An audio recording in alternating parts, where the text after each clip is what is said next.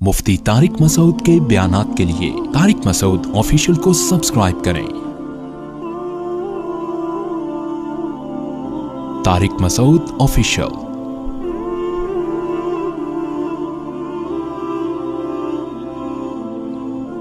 सारा दिन सुबह शाम मुख्तलिफ किस्म के तज़किरे करते रहते हैं, ये भी है, वो भी है, यूं भी है, फलाना भी है। इन तज़किरों में मौत का तज़किरा जीरो होता है, जिक्र होता ही नहीं है मौत का।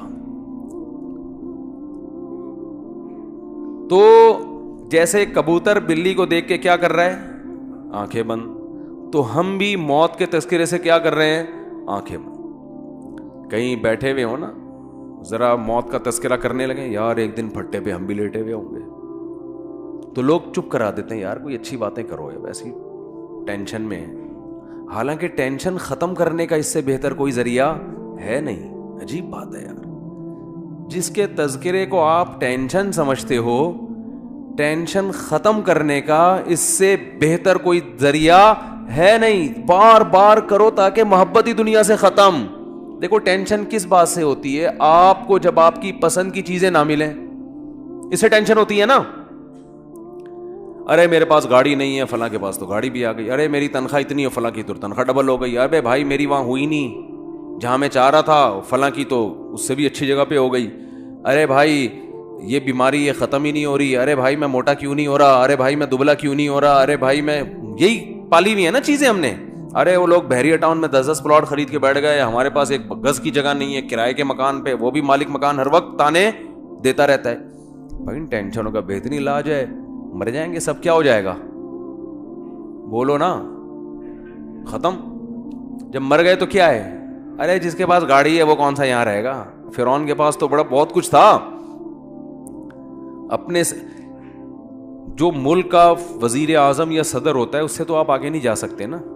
तो अपने मुल्क में देख लो कितने बड़े बड़े वजीर आजम आए, सुदूर आए, कितने बड़े बड़े ऑफिसर आए, आके कहाँ चले गए, फना में, खत्म।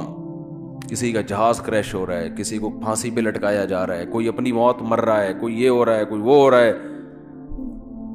नबी सल्लल्लाहु अलैहि वसल्लम ने फरमाया, अक्सिरू मिन ज़िक्रि हाज़िमिल लज़्ज़ात अल मौत। फरमाया जो लज्जतों को तोड़ देने वाली चीज है ना, मौत, उसको बहुत कसरत से याद किया करो, उसका तज़किरा कसरत से किया करो। क्योंकि ये सारी जो नेमतें हैं ना, जिनको देख देख के हम जलते कुड़ते भी रहते हैं, डिप्रेशन में भी जाते हैं, ये सारी लज्जतें क्या होने वाली हैं, खत्म। मौत के तज़किरे से टेंशन जब होगी जब आप दुनिया को मुसाफिर खाना समझ ही नहीं रहे हो, आप समझ रहे हो मैं हमेशा यहां रहूंगा, तो आप इस खुशफहमी में होते हो कि मैं मौत को भुला देता हूं, जबानी होगी आ जाएगी, और मैं यही समझता हूं कि मैं अभी क्या हूं, जिंदा हूं तो कल भी जिंदा हूं। इससे आप समझते हो कि आपको खुशी मिलेगी, हालांकि ये वक्ती खुशी में एक बहुत बड़ा गम लिपटा हुआ आ जाता है आपके साथ। वो गम ये आ रहा होता है कि फिर आप सारी चाहतें यहां पूरी करना चाहते हो। खुश हमेशा वही होता है जो जिंदगी को, दुनिया को W11 समझे। हाँ, उस पे फिर जिन चुड़ैल भूत भी आएंगे तो खुश होगा। जैसे उन सहाबिया को नबी ने बता दिया ना जन्नत की जमानत, तो उन्होंने कहा इसी में खुश है, कोई बात नहीं, ये बीमारी है तो गुजर जाएगी। देखो अगर वो सहाबिया दुआ मांग लेती, या रसूल अल्लाह नहीं मुझे तो आप शिफा की दुआ करें, मैं ये टेंशन नहीं बर्दाश्त कर सकती, तो शिफा तो मिल जाती। लेकिन शिफा मिलके भी मौत, शिफा ना मिलने में भी मौत, तो चले गए सारे दुनिया से। शिफा मिल जाती तो भी मौत, बल्कि वो नबी से ये दुआ मांगती कि शिफा भी मिले, 500 साल की जिंदगी भी मिले, तो भी अब तक क्या हो चुका होता, मौत हो चुकी होती। जो मर गया। देखो माजी अच्छा गुजरे बुरा गुजरे, उससे आपकी सेहत पे कोई असर नहीं पड़ता। जो वो हमारे हिस्से में आएगा, गुजर गई गुजरान, क्या झोपड़ी क्या मैदान। जो टाइम गुजर गया वो तो अच्छा गुजरा बुरा गुजरा, अब उसका करना क्या है। हाल और फ्यूचर को सोच के इंसान खुश होता है। कितनी बड़ी बात है जब मैदान हशर कायम होगा, तो वो सहाबिया को कोई ये फैसला कर सकता है कि इनको माज़ अल्लाह इनके बदअमालियों की वजह से इनको सजा मिले। कोई अगर बिलफर्ज बदअमाली हो, बिलफर्ज کوئی سوچ سکتا ہے؟ اگر ایسا ہو تو وہ تو نبی کے پاس آئیں گی, آپ نے تو گارنٹی دی تھی. تو یاد رکھو یہ گارنٹی صرف ان صحابیہ کے لیے نہیں ہے, اصل میں اصول ہے کہ جو ٹینشنوں اور بیماریوں میں صبر کرتا ہے اس کے لیے جنت کی ضمانتیں ہیں. نبی صلی اللہ علیہ وسلم نے فرمایا قیامت کے دن انسان اپنے اعمال کو دیکھے گا, اتنا وزنی ترازو, وہ کہے گا یہ نیکیاں تو میں نے کی نہیں ہیں. تو اللہ فرمائیں گے تجھے دنیا میں جو مشکلات پہنچی اور تو نے صبر کیا, وہ سارا صبر اللہ نے نیکیاں بنا کے تیرے ترازو میں رکھ دیا. اور حدیث میں آتا ہے کہ صبر سے بڑھ کر, حدیث کا مفہوم ہے, کسی عمل کا وزن نہیں ہے. کوئی تہجد, کوئی مجاہد کی جو اتنی فضیلت ہے نا میدان جنگ میں لڑنے کی, اس لیے کہ صبر کرنا پڑتا ہے. جو لوگ اللہ کی راہ میں لڑتے ہیں, جہاد کرتے ہیں, وجہ کیا ہے؟ صبر بہت کرنا پڑتا ہے ان کو. تبھی قرآن نے کہا الصابرین فی البأساء والضراء وحین الباس, میدان جنگ میں صبر کرنے والے. تو وہاں بھی لڑتے ہوئے صبر کرنا پڑتا ہے. کوئی فوجی چاہے کسی بھی ملک کا ہو, میدان جنگ میں کبھی بھی خوش نہیں ہوتا. یہاں بے شک بہادری کے جوہر دکھا رہا ہوگا, یہ ہو گیا, لیکن وہاں جا کے وہ کہے گا بھائی جنگ ختم ہو کسی طرح سے. تو وہاں اللہ نے کتنی فضیلت بیان کی.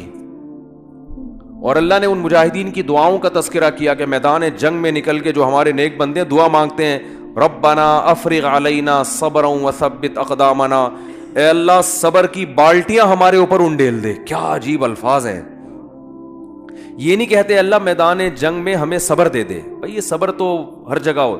عام حالات میں اللہ نے کہا کہ اللہ صبر کرنے والوں کے ساتھ ہے. جو عام پریشانی ہے, کسی کا ایکسیڈنٹ ہو گیا, یہ ہو گیا, تو وہاں حدیث میں آتے اللہ سے صبر مانگو. من یتصبر, جو اللہ سے صبر مانگتا ہے, یصبرہ اللہ, اللہ اس کو صبر کی توفیق دیتے ہیں. وہاں یہ الفاظ ہیں, ہلکے الفاظ ہیں. لیکن میدان جنگ میں جو لڑنے والے ہیں اللہ کی راہ میں, ان کے لیے یہ نہیں کہا کہ صبر مانگو, ان کو کہا کہ اللہ سے دعا مانگو, اے اللہ صبر کی بالٹیاں ہمارے اوپر انڈیل دے. افراغ عربی میں کہتے ہیں پانی کی بالٹی کسی کے اوپر ڈال دیا آپ نے, بہانا پانی. تو گویا صبر کو پانی فرض کیا گیا ہے اور اس کو ایک بالٹی میں رکھ کے ایسے انڈیل ہمارے اوپر. تھوڑا بہت صبر نہیں چلے گا یہاں پہ. وہ دشمن طاقتور ہے, وہ ٹینکوں بموں کے ساتھ چیتھڑے اڑا رہا ہے, آپ کی آنکھیں بھی جا سکتی ہیں, آپ کی ٹانگ بھی جا سکتی ہے, آپ گرفتار بھی ہو سکتے ہو. کتنی ٹینشنیں ہیں, اور یہ جنگ کب ختم ہوگی یہ بھی پتہ نہیں ہے.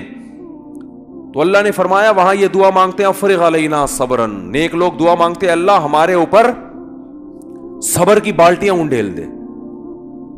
تو کس قدر, تو اللہ نے کیوں جنت, حدیث میں آتا ہے من قاتل فواق ناقۃ, جو اونٹنی کا عرب لوگ دودھ نکالا کرتے تھے نا, تو دودھ جیسے ہی ختم ہوتا ہے اس کو چند سیکنڈ کے لیے چھوڑتے ہیں تاکہ تھوڑا سا دودھ دوبارہ جمع ہو جائے, پھر دوبارہ نکالتے ہیں. تو آپ صلی اللہ علیہ وسلم نے فرمایا جس نے اللہ کی راہ میں قتال کیا, لڑا, اتنی دیر جتنی دیر میں اونٹنی کے دودھ کو دھونے کے لیے چھوڑا جاتا ہے, چند سیکنڈ ہوتے ہیں, وجبت لہ الجنہ, اس نے جنت اپنے اوپر واجب کر لی. تو کیوں ہے بھائی یہ فضیلت؟ اس لیے کہ یہ یہاں بیٹھ کے بات کرنا آسان ہے, لڑنا بہت مشکل کام ہے میدان جنگ میں. تو کیوں اتنی فضیلت؟ لڑائی کی وجہ سے نہیں, صبر کی وجہ سے. اس کا صبر بہت ہے. تو میرے بھائی چاہے مصیبتوں میں صبر ہو, بیماریوں میں ہو, جن چڑیل بھوت آ گئے, کوئی بھی ٹینشن ہے نا, تو اس میں آپ صبر کو ہلکا نہ سمجھیں. اور یعقوب علیہ السلام کی دعا یاد کر لیں, جب بیٹا گم ہو گیا تھا نا, لوگ کہہ رہے تھے کہ آپ تو مایوس کیوں نہیں ہوتے, آپ یہ کیوں نہیں اور یوں کیوں نہیں, تو کیا فرمایا اعلم من اللہ ما لا تعلمون, میں اللہ کے بارے میں وہ کچھ جانتا ہوں جو تم نہیں جانتے. کیا مطلب؟ مجھے پتا ہے اللہ جب کسی کو تکلیف دیتا ہے تو بنانے کے لیے دیتا ہے, تکلیف برائے تکلیف نہیں ہوتی. تو مسلمان کے لیے حدیث میں آتا ہے کہ نبی صلی اللہ علیہ وسلم نے فرمایا مسلمان کو جب تکلیف پہنچتی ہے اس کے درجات بلند, وہ تکلیف اس کو بنانے کے لیے, اور منافق کو جب تکلیف پہنچتی ہے تو تکلیف برائے تکلیف ہوتی ہے. وہ حدیث کا مفہوم ہے, پورے الفاظ انشاءاللہ میں سناؤں گا کسی وقت.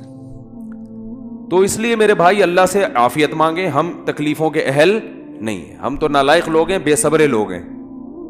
ایک صحابی نے جب نبی سے یہ بیان سنا نا صبر پہ, کیسا صحابی کا جذبہ, اللہ سے مصیبتیں مانگنے لگے, دعا مانگ رہے ہیں اللہ مجھے مصیبتیں دے تاکہ میں صبر کروں.